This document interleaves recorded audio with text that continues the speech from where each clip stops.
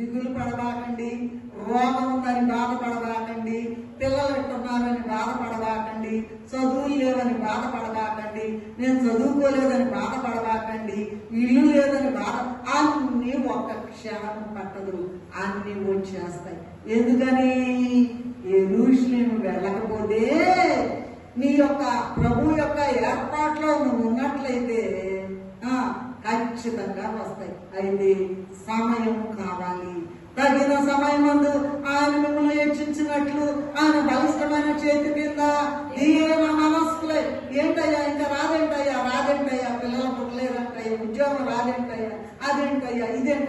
నువ్వెవరు మాట్లాడడానికి, నేనెవరు మాట్లాడడానికి, నాకేం అధికారం ఉంది? ఆయన చేతిలో కొండను చేసిన వాడినంట. వింటున్నారా? కొండను చేసిన వాడినంట. అసలు కొండకి అధికారం ఉందా? ఏంటి ఇట్లా చేసామని అడగడానికి. మనం కొండ పెంకులనే, మన అందరం పెంకులమే.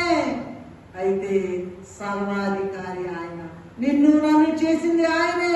యెరూషలేము వెళ్ళాలి, శ్రమలు అనుభవించాలి. సో ఈ అబ్రహాము గారంట ఉపకారం అన్నదానికి అనుకున్నాం కదా. అబ్రహాము గారు పుట్టిన బిడ్డని దేవుడు బలిమన్నప్పుడు అంట ఆయన విశ్వాసం పెరిగి విశ్వాసులకు తండ్రి అయిపోయాడంట. ఎవరైనా ఈ భూలోకంలో చనిపోతే వెళ్ళిపోయి అబ్రహాము రమ్మును ఆనుకుంటారంట. అంత గొప్ప ధన్యత ఎవరికి వస్తుంది? ఇది ఉపకారం కాదా?